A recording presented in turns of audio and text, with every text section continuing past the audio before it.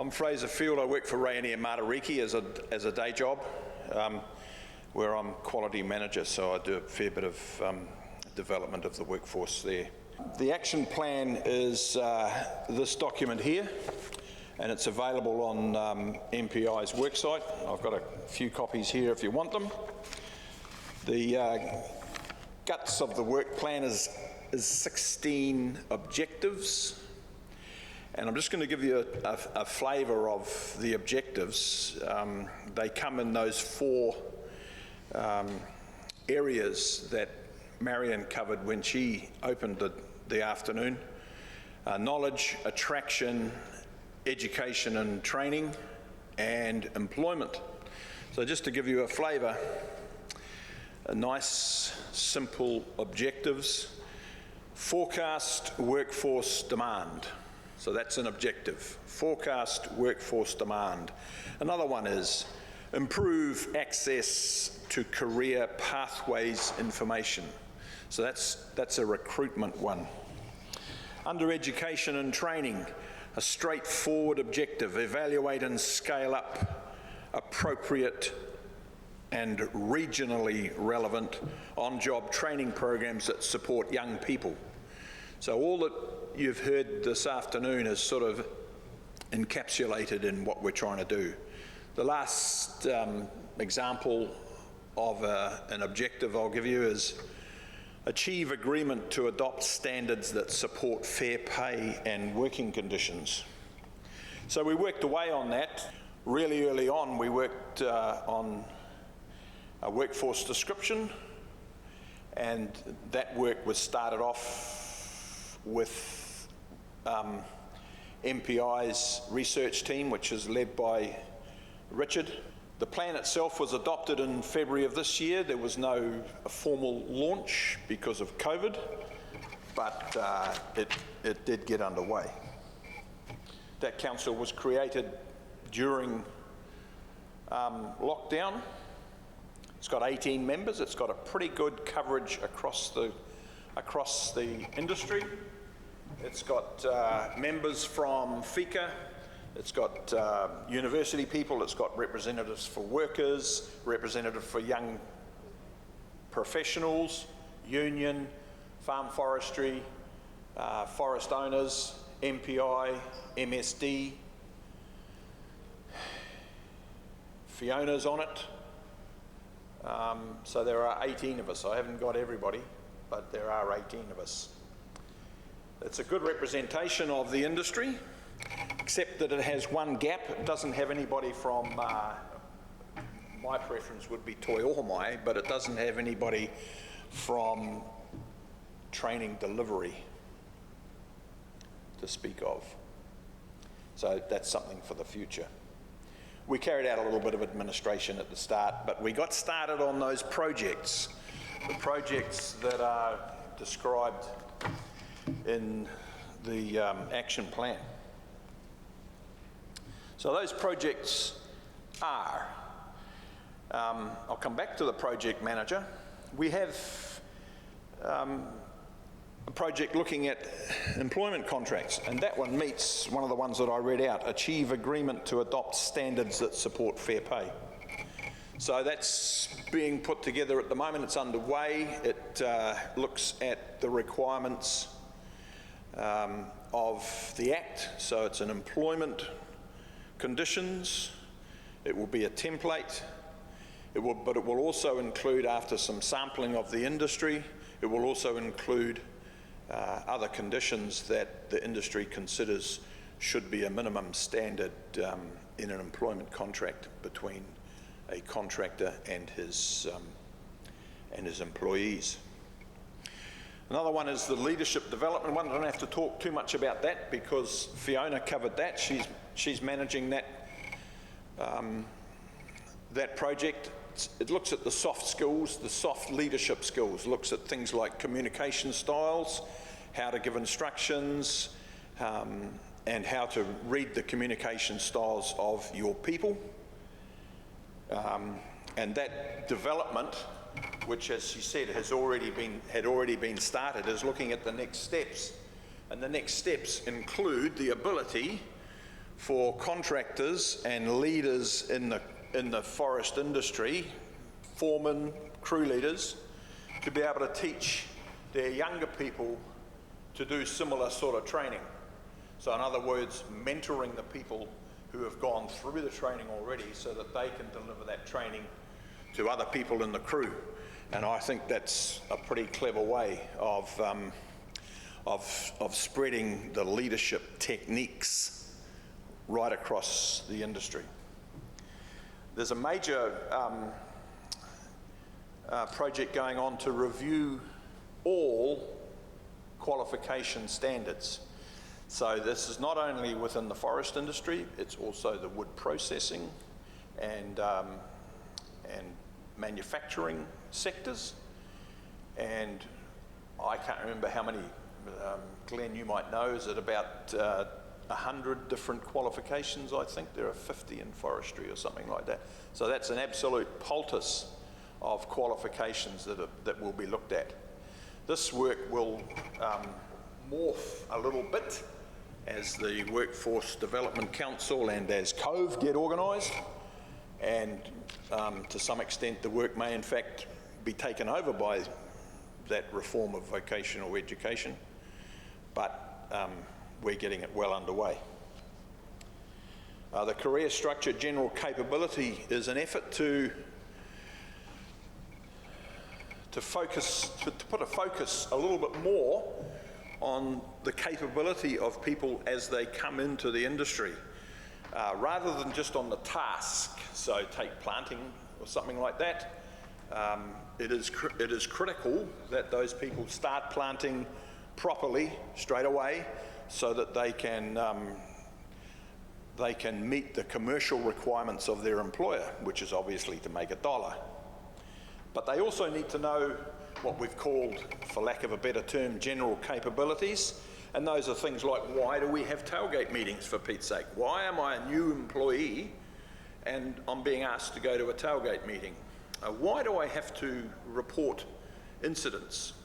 That started off with a question put to me by a young fella on a planting site. What is that truck doing going into the forest? He said to me. And I realised that he knew nothing about what happened commercially in a forest. So that project also looks at mentoring as well. It has an element of mentoring so that young people coming into the industry get mentored properly. And it also has a very strong element of recognition. For some people it doesn't matter, but for most people starting off, especially in silviculture, to last a month and be successful is a major progress for them.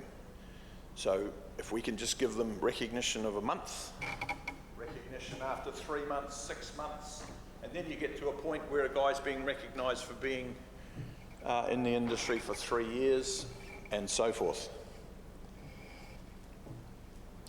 The Thriving Remote Communities was started off to look at communities that have a very strong asset, a valuable asset in the form of a forest, up the back of their valley, up the back of their gully, up the back of their own community, and they know a little bit about it, but someone else is managing it. Give them the chance to manage it themselves, but also other skills such as fencing and security and pest control and business management and all those sorts of things that go with successful communities. And there's quite a bit of work being done as to how we attack that real need, and that real need exists pretty much all over the country. The Regional Coordinators Project is one where there are 8 wood councils around the country, and those wood councils are very strongly tied up with recruitment at the moment, and the project involves the use of recruitment coordinators, 1 to each wood council, to assist in the process of matching recruits through through to employment, looking after them, looking after the relationship. And workforce research is the main project where we're tied up with other parts of the primary industry, where we've said, okay, fair enough, it's going to happen anyway. MPI is going to carry out major research into the workforce of the primary industry, so tack forestry on. That's that project. The project manager one is that pretty much all of us who are on the council have day jobs and we don't have enough time. And we're finding it difficult to manage the other projects that are there. So we have funding applications in now to put together a project manager who will actually look after the employment contract project and the career general capability one and all the rest of it. Okay, so it's actually a coordination type role for the council. So those are the primary projects that we're involved in. We have standing roles as well, and those are looking at, in particular, the ROVE issues, which are the Workforce Development Council, COVE, and Te Pukenga. We need the ability to inform the council, which means inform the industry of what is going on in those, in the Workforce Development Council, what's going on in the COVE, etc. But also to bring industry's opinions so that through one particular voice, we can have an influence on first of all, the structure of the Workforce Development Council, the work that COVE is going to do, and for Te Pukenga, because it has already been established and is getting underway, an impact on how Te Pukenga is going to carry out its work. We're also monitoring obviously what goes on in FICA. I mean, 3 of the members of the council are from FICA. We need to maintain real contact with what's going on with FISC and also with the forest owners, but in particular with SEG. Now, SEG is the Skills Establishment Group, and the Skills Establishment Group for the primary industry. Okay, so they also have an action plan. We've got an action plan which is about the size of one of the chairs in this room. The primary industry has got an action plan which is about the size of this room.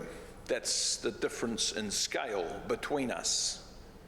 So we have a council looking after our action plan, and the primary industry is putting together a council, call it that. They're not going to call it a council, but call it a governance body to look after their own action plan, which is not dissimilar, it's just larger in scale.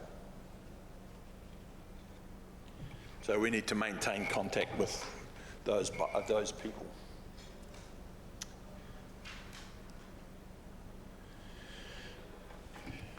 So how are we going? This is pretty recent history now. We carried out a bit of a review of ourselves in October. Okay, we work well together. The administration is working. Kudos to Marion and Olivia. We get a range of views. There's a lot of good opinions and a lot of good angles within the council, as you would imagine, with the wide range of views. But all I wanted to do with that section was to sort of soften the negatives. And the negatives are that we don't have any funding. All of those projects that I talked about before, they've got to be funded. So we knew that we really had to put together a very strong program of funding applications. And I don't know, I think there are about 7 funding applications. I've lost track of them, but there's about 5 to 7 funding applications on the go at the moment. The other issue is time. Those of us with day jobs have great difficulty in getting away from those day jobs to deal with council issues. And the other thing is, and I had to soften this as well, I just wanted to put in there that we're unheard of. But Marion said I had to soften it and say we have a visibility issue. Basically, ladies and gentlemen, because you have all been showing a great deal of attention to what I've said, that proves my point. We are unheard of. So this is one of the first, it's not the first, but it's one of the first occasions when I'm actually going out to the industry and saying, this is what we're doing. And we've got a whole bunch of plans for talking to people until they're going to be heartily sick of me, which you probably are now. So those are the issues that we've got. We need to find funding, we need to find time, which is one of the reasons for the project manager. Do you see the link? And we need to be more understood.